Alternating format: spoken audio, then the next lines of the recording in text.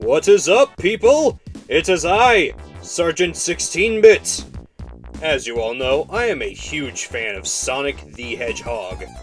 My first ever review video was about him, or at least a bootleg game, but whatever. As you guys may or may not know, there is a feature film related to the Blue Blur coming around in 2018. The film will be live action with animated characters. Now, more likely than not, they're going to stick to the cast that they've had for the past couple of years that they have it in the games and Sonic Boom. However, it is nice to have a little dream every now and then. So, here's my dream cast of the new movie. A fitting way to celebrate Sonic's 25th anniversary, I suppose. Since this is a big-budget Hollywood film, that leaves us with a huge variety of actors to choose from, big and small. Let's pull out all the stops, because we're gonna do it to it. That didn't sound sexual in any way, did it?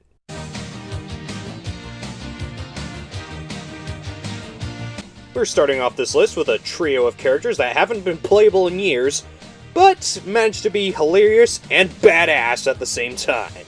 I refer, of course, to Team Chaotix.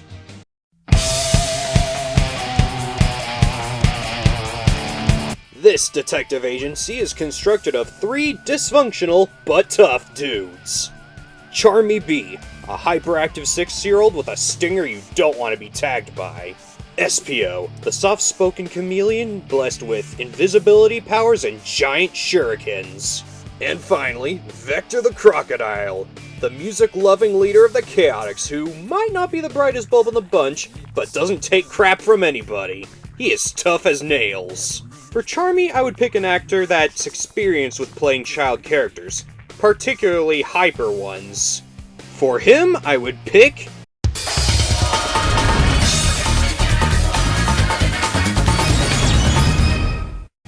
Now, there are 2 good reasons why Kath would be good for Charmy. 1, she tended to play as very argumentative children, such as Phil and Lil from Rugrats, or as incredibly loud and fast-spoken children, such as Ray Ray from Juniper Lee. 2, casting her in this film would deal an incredible amount of fan service to longtime fans of Sonic the Hedgehog, as Kath Soucie previously played Sally Acorn in the Sonic SatAM cartoon. For SPO, we want someone calm and collected, but still has the ability to act a little bit goofy every now and then. For him, I pick...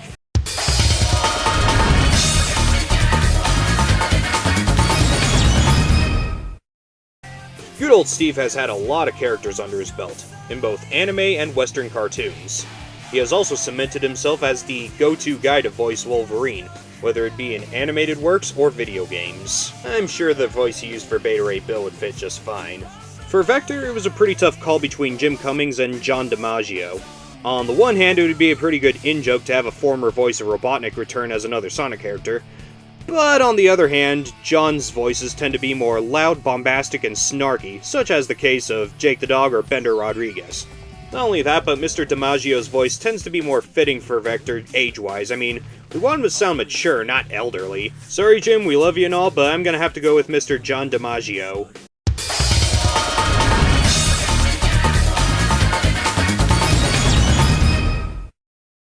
The next character I'm going to talk about is one of the only 4... Talk about Mighty! Now, not everybody likes him, but... Talk about Mighty! He hasn't been relevant in years! Get over it! I'll put him in the honorable mentions. Okay. I'm talking about Silver the Hedgehog next. Okay, this guy has not had it easy with the Sonic games. His first ever appearance was, for a while, considered to be the worst Sonic game of all time. I guess Sonic Boom did do somebody a favor. Every other appearance he's had was in a spin-off or in a non-playable role. Even though Silver's not one of my favorite characters, I have to admit, the writing behind his character wasn't bad. This guy has faced deception, moral dilemmas, and the loss of his closest friend. He deserves a lot better from Sega than what he's getting. Perhaps a feature film would fit the ticket, even though from what I heard it's going to be focusing primarily on the classic games. But who knows, maybe one day. Okay, so we want an actor that can voice someone who's young, angsty, and somewhat naive. How about a former voice of Spider-Man?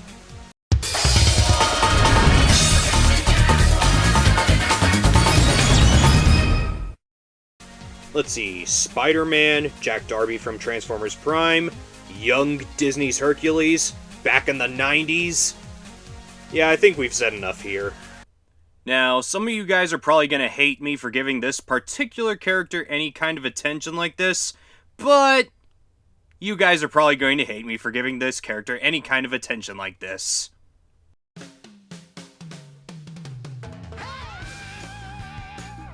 Oh yes, let the hate flow through your fingertips, onto the keyboard, and into the internet. I feed on your tears. Anyway, I like Big the Cat. He's a big doofus, he has no superpowers, but in the end that kind of makes him more heroic when he goes to rescue Froggy. Sure, Sonic rushes into peril on a regular basis, but he has his super speed and spin dash abilities to back him up.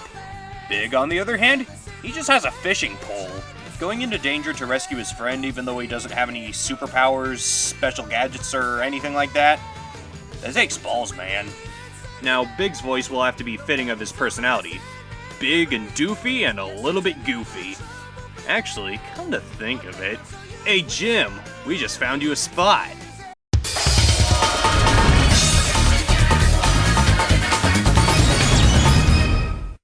Another comedically driven character, another in-joke.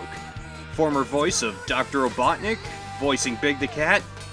I can dig it. I mean, after all, Big's original voice was yet another badass turned, goofy doofy man. Yeah, that's a word, right? Anyway, his original voice was Duke Nukem. Oh, I've been waiting to do this. My all-time favorite character from the Sonic the Hedgehog franchise, and I get to talk about my dream casting of her.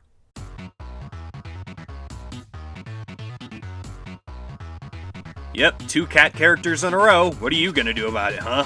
Blaze has always been an amazing character to me.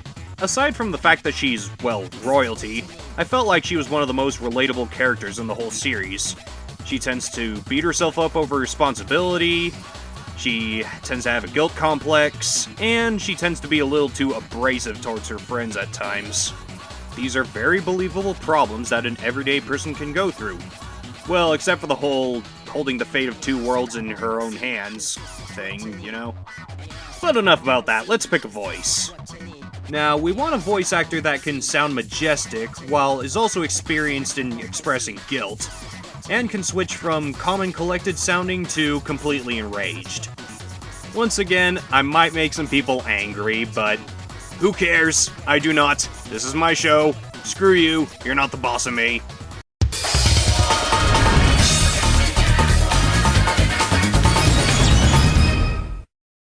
All those traits I wanted Blaze's voice to have that I mentioned earlier, all those can be seen in the character of Princess Luna from My Little Pony Friendship is Magic. I feed on your tears! I only want the best for my favorite Sonic character, but I think Tabitha St. Germain could fit that ticket. Not that there's anything wrong with the current or past voice actors of Blaze. Erica Schroeder and Laura Bailey, I'm talking about you! You're great! Now, before I move on to the next character, I should take a brief moment to talk about Cream the Rabbit. First of all, I don't want her sounding anything like she does in the games or the Sonic X anime. Thanks for saving me, Sonic. It was scary in the dark, but I tried to be brave. Yeah, like that. To be honest, any decent little girl voice actor would do. But if I wanted to satisfy personal bias, I'd go with Claire Corlett. 'Cause reasons. I feed on your tears! Anyway, let's talk about Rouge the Bat.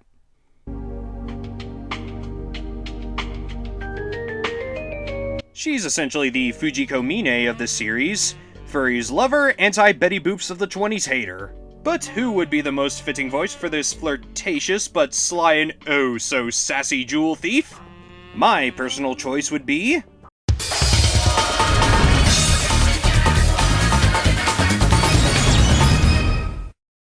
voice of Princess Celestia from My Little Pony Friendship is Magic. I feed on your tears!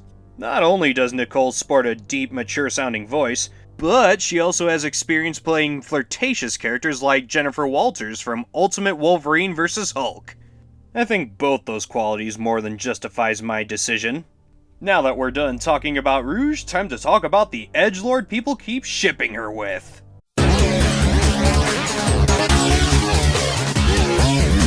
Yet another character that deserves better treatment from Sega. Hey, let's make this sympathetic character with an emotionally driven story. Cool. Let's bring him back from the dead. What? Don't worry, we'll give him amnesia or something. Why? So he can whine about it. Why? Okay, fine, now he won't whine about it anymore. Okay. Now he's just sort of there and doesn't really do anything anymore. And now we're gonna make him a dick. Shadow the Hedgehog's kind of a mess now. I mean, he was such a cool character in the first game. He had a couple of good lines in Sonic Heroes, but from Shadow the Hedgehog and onward, he kind of became a joke. In Sonic Boom's case, he literally is a joke. But he still has a special place in my heart, and I think his moments in Sonic Boom, the TV show, not the game, were actually pretty funny. And for a special character, I pick a special voice.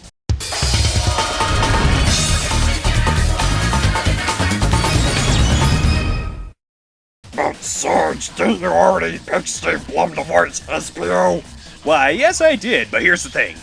Oh, Stevie Weavy has voiced multiple characters in the same show before. You see, with a little change in inflection, he can voice both SPO and Shadow, even if they were talking back to back. I believe in him. Believe! Now it's time to give the next character a voice you can really believe in.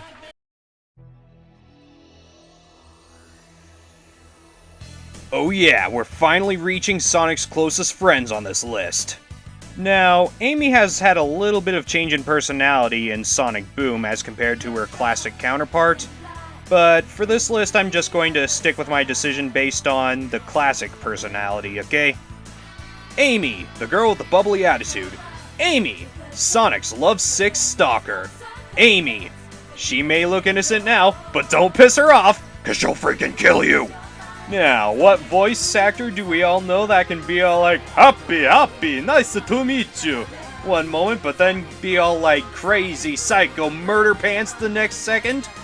You know her, you love her, the internet won't shut the hell up about her. Neither will I, but that's not the point. I'm talking about the lovely, talented...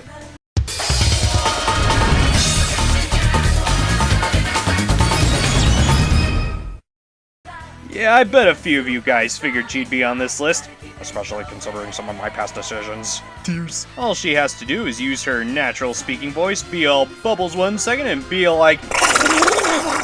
the next. Okay, she also has to act like a supportive friend, because that's kind of what Amy is when she's not. Okay, moving on. Now to talk about everyone's favorite Master Emerald Guardian.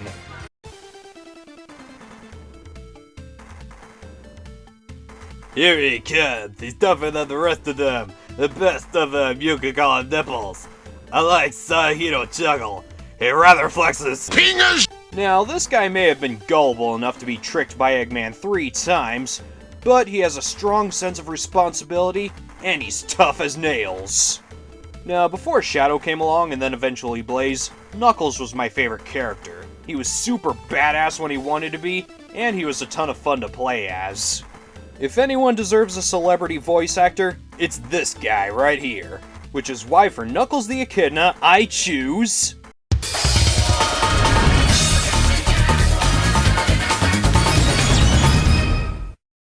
oh yeah, Hellboy himself. In said role, he showed the voice of a badass with attitude. As Deathstroke, aka Slade Wilson, he can show how dignified he can sound. In the role of Satan in both Animaniacs and Tiny Toons, he has shown to have a bit of a goofy side.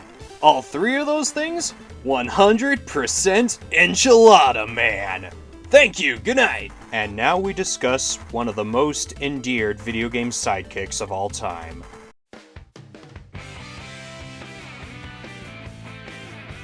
Oh, Tails. Tails. Your voice, man. First it was all like... All you can eat. Free chili dogs. And then over here it was like... How come you didn't do the funny kiss? But then it was like... Here, Sonic! It's okay if you don't swim! You should give it a try! Yeah, but then it was like... Everything's working great! And then it was like... There's no mistake about it. This must be the island. And then it was like... Hey, It's Sonic! And then it was like... Whoa, that guy's cool! My head hurts. No matter where Sonic is, he has a way of showing up when he has... Shut up, Tails! But it sounds okay now. Yeah, here's the problem with assigning a child voice actor to a character that never grows up after 24 years. The child voice actors tend to go through this pesky thing called puberty, which is why it's typically more favorable for them to be voiced by a woman. On this list, however, I'm going to entertain both possibilities. For a child voice actor, I would pick...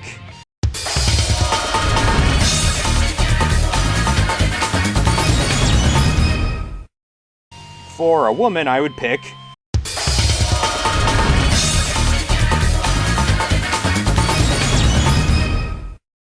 You guys probably know Zack better as the voice of Steven Universe. Steven is a character that looks up to his heroes, just like Tails. But he also wants to prove his responsibility and independence, just like Tails. Despite being a child, Steven is willing to put his life on the line to help his friends in the heat of battle, just like Tails. You see where I'm going with this? Both characters are very similar personality-wise. Take Steven's voice and inflections and throw in some technobabble and whammo! You got Tails. Tara Strong, on the other hand, also has experience in playing child characters that we can take seriously. Case in point, Ben 10. Sure, Ben may be snarky and a bit selfish, but when things get serious, he gets serious. And Tara Strong projects that character perfectly. Of course, what's a hero without a good villain? Ah yes, you know what I'm talking about.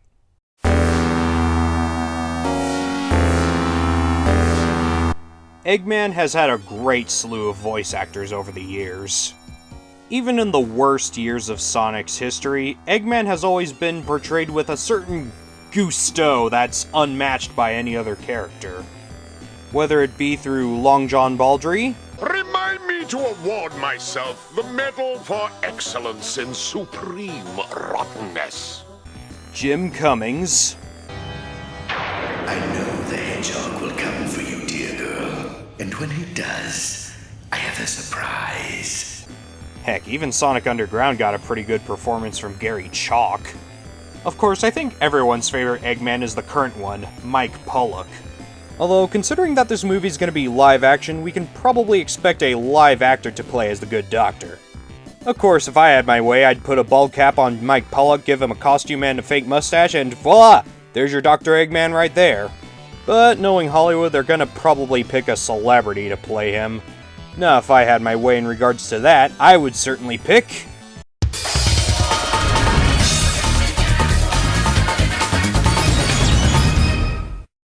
But Sarge, Christopher Lloyd's the wrong body type. That's what makeup and costumes are for. Here's the thing, Christopher Lloyd has a unique, instantly recognizable voice, and I think he would be a noble successor to the previous Robotniks. Plus, he's played as a mad scientist before, and he's played as a villain before. Put them both together, you got Dr. Eggman. Well folks, it's about that time. But before we conclude the video, I'd like to make a few honorable mentions to some characters that aren't quite important enough to the series as a whole, but still share a special place in the hearts of many fans.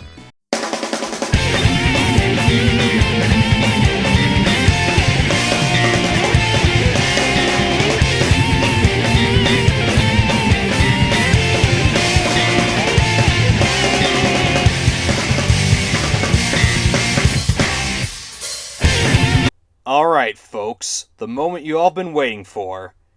Time to decide the voice of the fastest thing alive.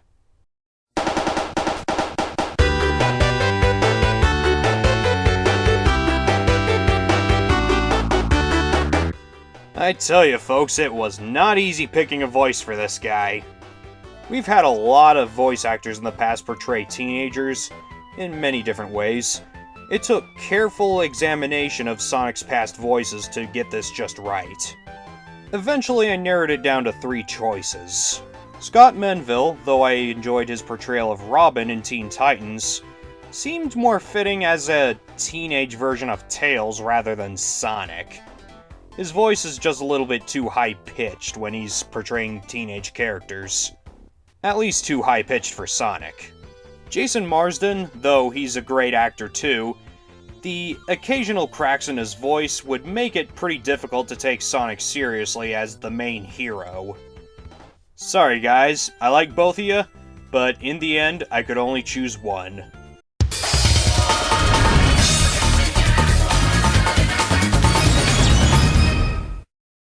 Youthful sounding, but just deep enough to where you can see Sonic's small spark of maturity shining through.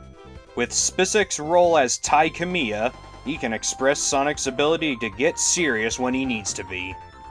Meanwhile, his experience as Barry Allen, the Flash, shows the ability to be a bit snarky every now and then. Of course it isn't Sonic without him getting a little bit goofy every now and then. Now, what character do you guys consider to be the king of goofiness? In my opinion, it's Deadpool, and what's this? Jason Spicek happened to play as Deadpool! Yeah. Wouldn't that just be the darndest thing if one of the voices of Deadpool played as Sonic? No one would ever shut the hell up about it. Seriousness, snarkiness, and goofiness. Everything you need for the perfect Sonic. But it's not like they're gonna cast any of these people anyway. I had fun though. Anyway, I'm Sergeant 16-Bit saying... Pingers, pingers, pingers, pingers!